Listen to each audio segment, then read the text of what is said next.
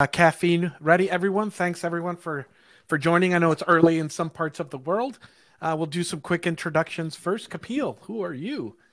Hi, my name is Kapil Thangavelu. I am the CTO and co-founder of Stacklet and creator and lead maintainer on Cloud Custodian. And I'm George Castro, based in Ann Arbor, Michigan, and I'm the community manager for Custodian. There we go. And today we're going to do the State of the Union.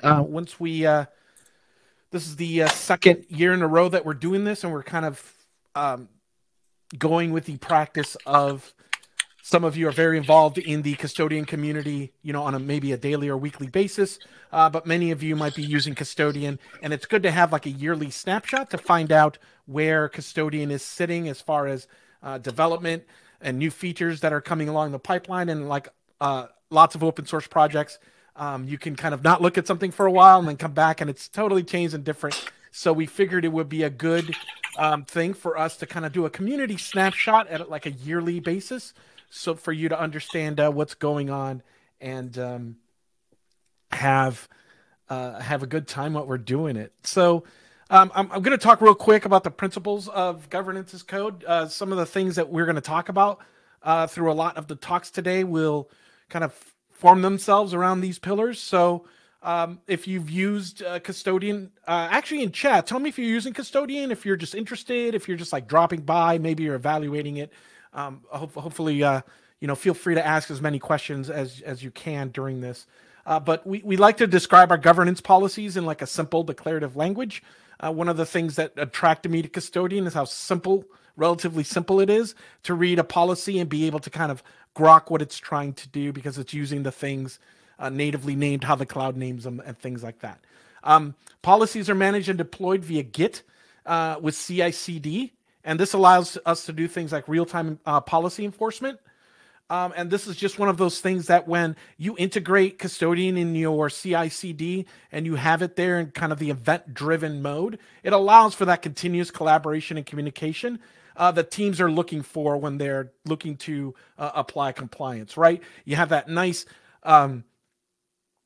Git log of everything that is happening. You have version control for all of your policies, and you have that nice automated, fast feedback loop that gets back to your developers to give them the flexibility and safety that they need in the cloud. So, generally speaking, Cloud Custodian is an open source governance as code engine, using those YAML DSL policies and enforcing those onto the cloud resources on the cloud that you're on.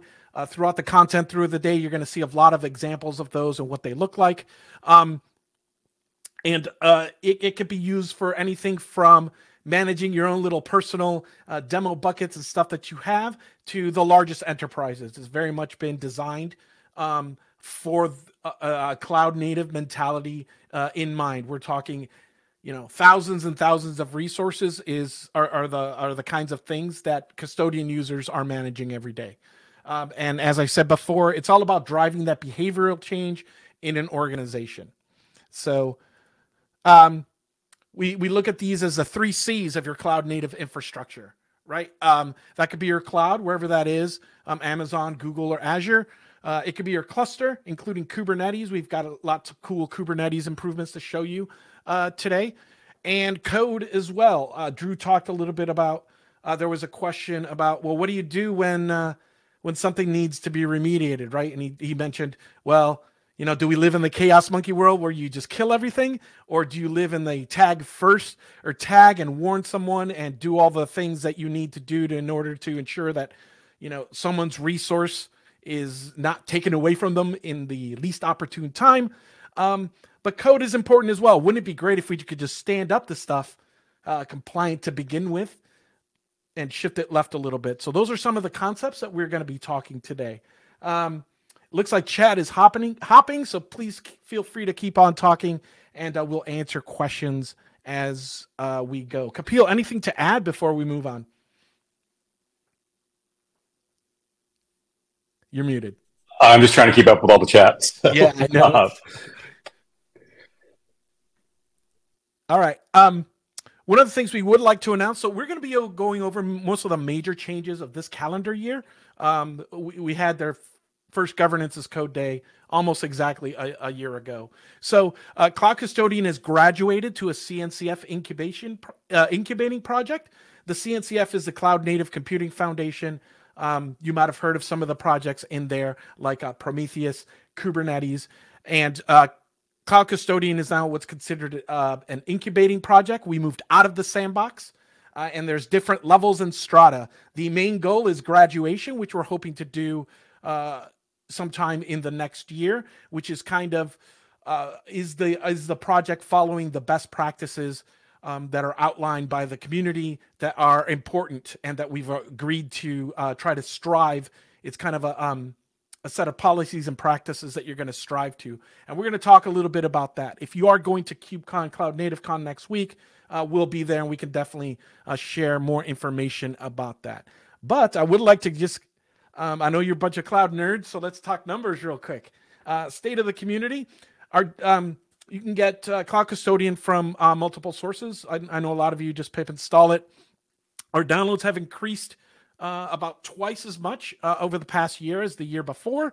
We had 4 times growth the year before that. So the growth has continued to be explosive.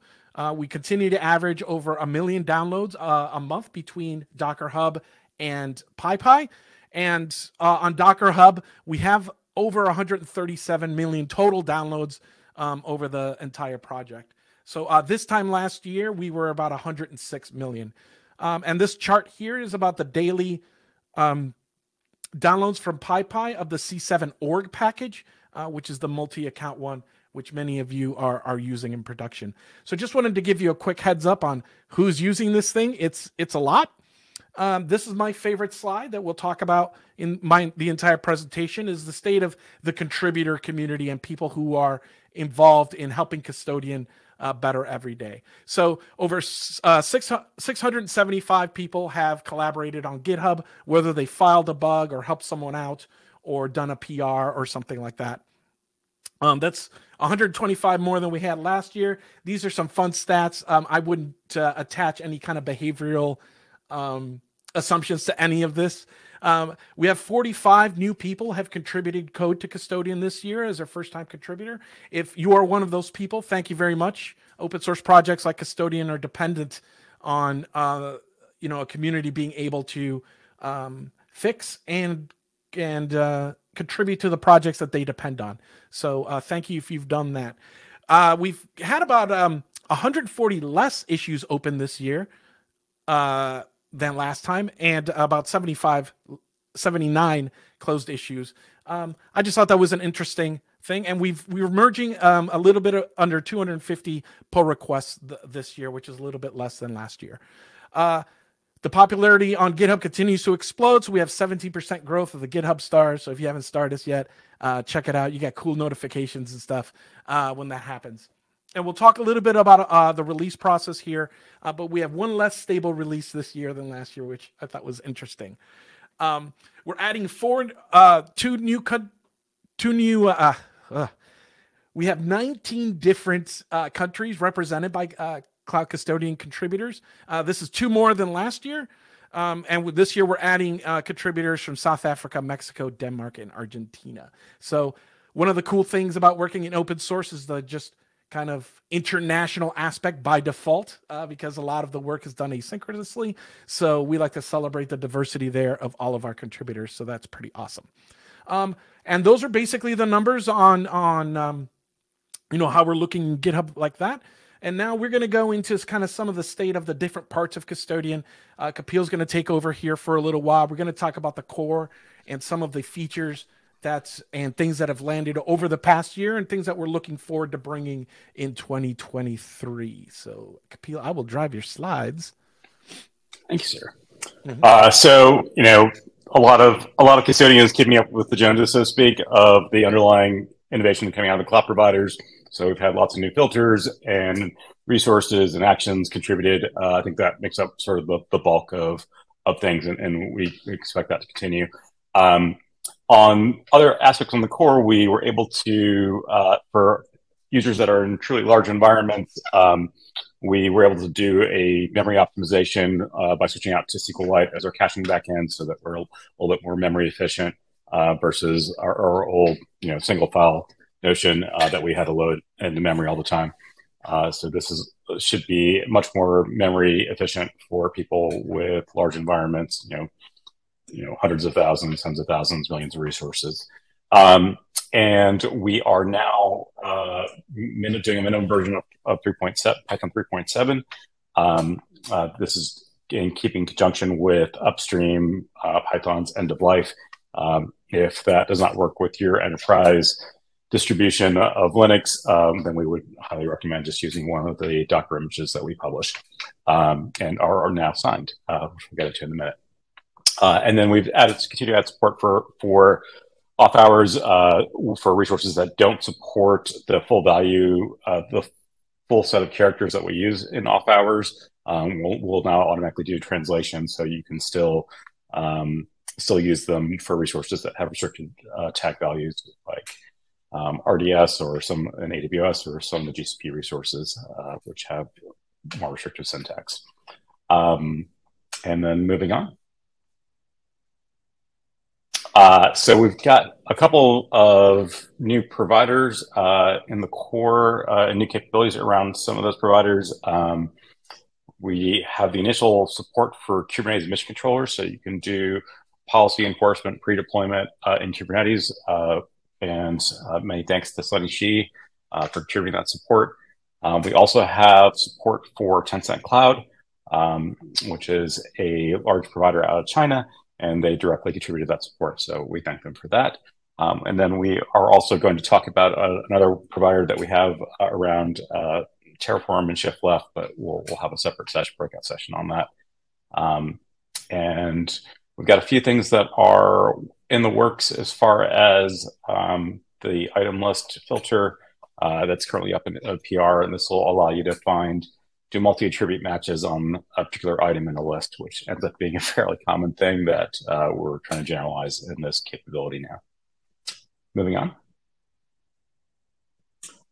Some core things on AWS. I think we got consider list support. I think there was a really great effort from Harish to add WAF-v2 support across the board to all the resources that it can be attached to, and that was also contributed to by a few other folks in the community who represented a significant effort and really wanted to express our appreciation as a project for the contribution.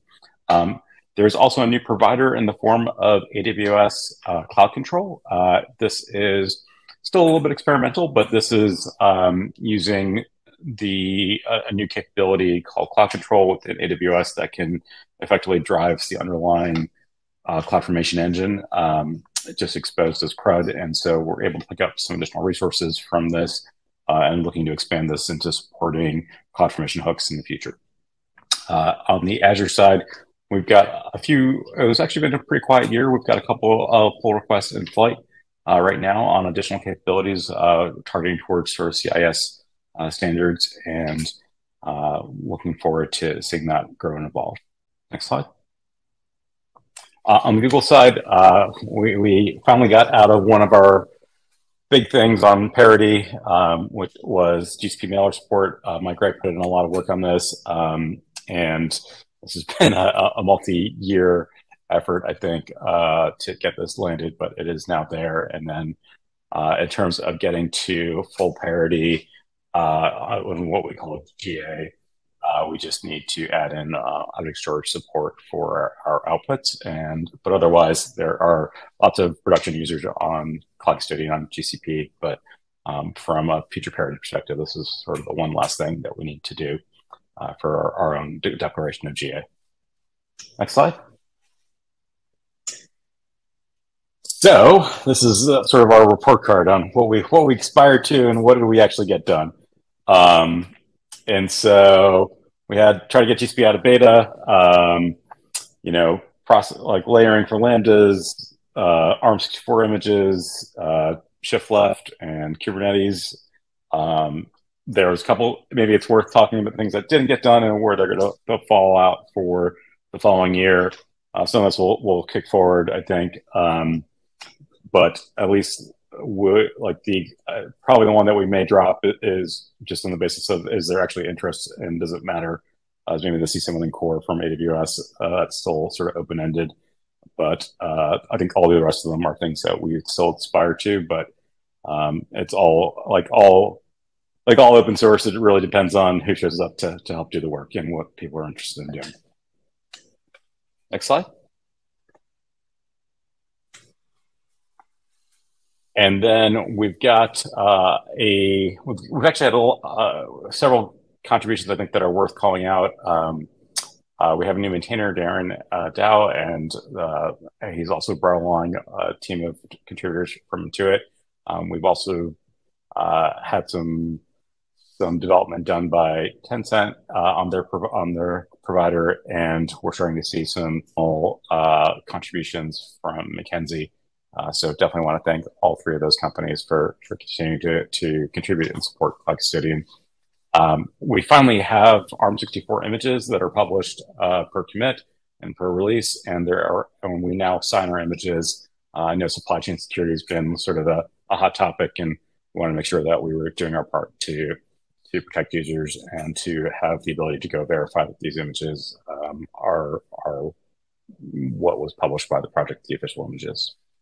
And then I think we are also trying to target on that same track around supply chain security. We actually want to get humans out of the loop of creating releases. So we're going to be focusing on no-touch releases where effectively a button gets pushed with review, and the new release gets created without any humans involved in the loop. Next slide. Actually, I'm going to pass the mic back to George since he's passionate about this. Yes, so you can answer the questions in chat then.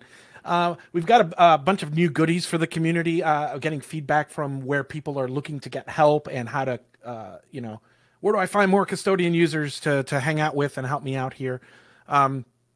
So we are going to be moving to Slack. We recently started this. So if you go to the homepage for the project, you'll see a link for Slack. Feel free to go ahead and join there. We post release information, community meeting information. It's a good place for you to, help. My policy isn't working. Can someone help me out? If you're looking for that kind of real time feedback. And thanks to those of you that are sitting in the channel helping each other out. That's always great. And we've also enabled GitHub discussions on the GitHub repo for Cloud Custodian. So if you're looking for a more asynchronous workflow, that's definitely the place to post and ask questions. And in that discussion, we also do the same thing. We'll post the release notes for new releases, announcements about events like this, and new videos and things like that. We do want to talk a little bit about the roadmap for 2023. I'm going to show you where the roadmap is, but with a lot of open source projects, you have an aspirational roadmap, and then depending on who's got time available and who's got the most need, things happen. So we kind of generally walk in one general direction and then see what we can get accomplished for that year. So obviously, as Kapil hinted, we want to finish off the release automation. So that's just happening. We're averaging now about a release per month. And then we want to get the Tencent, Terraform, and Kubernetes support that is been initially started to GA and get that finalized for everyone. We're working with the CNCF to try to smoothen out the contribution workflow with the CLA bot in GitHub. Those of you that have tried to do a pull request.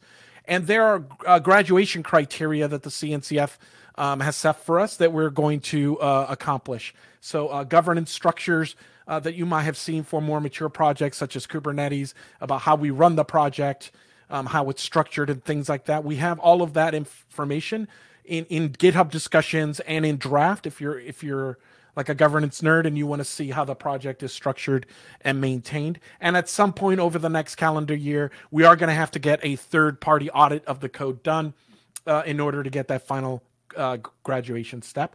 And that's it. We meet most of the other criteria set by the CNCF as far as project maturity and processes and things like that. We do want to work on a new website and documentation. Hopefully, I will get that done over the next few weeks. I've really wanted to get that full text search for the API. Those of you writing policies, it could be a handy thing for those of us to have, as well as archiving the full text archives of all the chats that are happening in the community, so we can refer to past conversations and be able to improve those processes. And the things that we didn't accomplish in 2022, we will roll over into this roadmap as well. And we are considering moving the minimum Python version to 3.8. The roadmap is published on GitHub. It's in the standard roadmap place. I'll make sure that we have links to all of this stuff here available in the notes. And the Slack channel always has the links to all of the things that I've been discussing here today. If you're interested in getting started, we have a bi-weekly community meeting. It's open to the public. Generally speaking, we go, everyone brings like a pull request, or maybe there's an issue you have. The agenda is open from anyone in the community. A few days before, I'll post what the agenda is in the Slack channel. And if you're having problems with a policy or you're getting stuck on something like that, this meeting gives us an opportunity to get a little bit above and beyond what you could do with Slack and GitHub discussions, as far as getting a bunch of smart people in the room and talking through a complicated problem. So these are really fun. This is the highlight of my week. Yeah, if you do anything, I hope that you come to this meeting.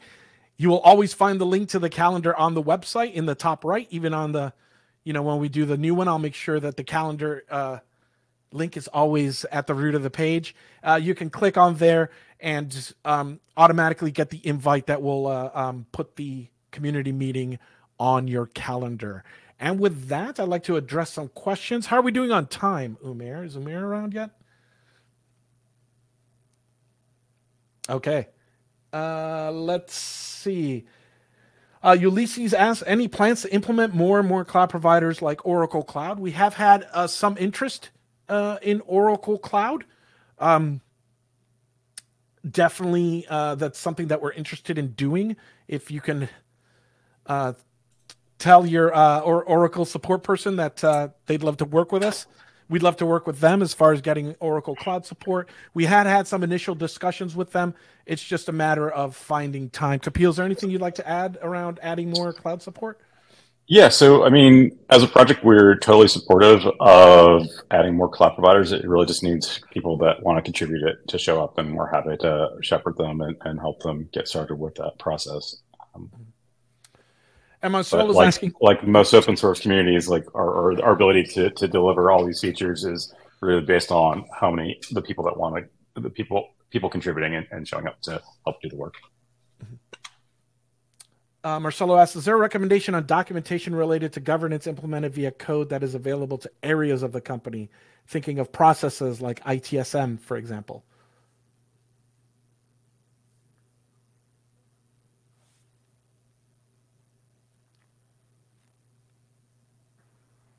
I don't know this one.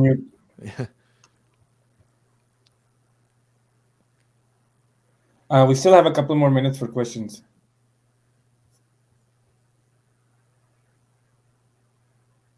I'm going to have to Marcelo, I'm going to have to find someone to come find you to answer that question if we're not sure on that. Any other? Oh, let me look at the QA. I think Kapil answered pretty much all the questions in the Q&A as we were talking. Yeah. But is there anything interesting you would like to read out to the audience, George, from the answered questions? Let me see. Anderson's asked, do you have any prospects for supporting OCI? We've had a few people ask, but nothing solid quite yet. I'm looking up with a few OCI folks at KubeCon and hoping to kickstart a conversation there, Anderson, if that helps.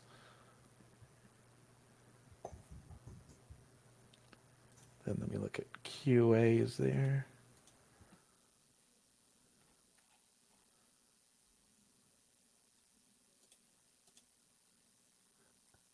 I'm not seeing any questions. Did I miss any questions? Susan Hoppin's a little bit weird. You can't be in the... Yeah, I know. I'm tabbing back. Yeah. The questions... I think I got all the questions, though. Yeah, I think he answered all the questions, George. Okay, good. like they were coming and they were talking, but I don't know if there's other question. We still have a couple more minutes. Any other questions? Can you please provide the link to the calendar, George? Yeah, sure. If you go to custodian.io. And just curious, how many of you folks are excited to try the new Kubernetes integration? I know we have a demo later on. So there's a link to the calendar specifically, but Cloud Custodian IO is a website there. That will give you the link to the Slack community as well, and the GitHub repo with all the README in there has all the. I copy the same information in like 5 different places because I understand what it's like to not be able to find something.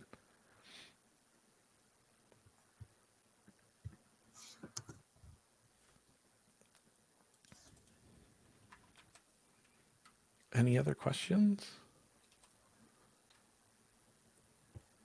I think we're good.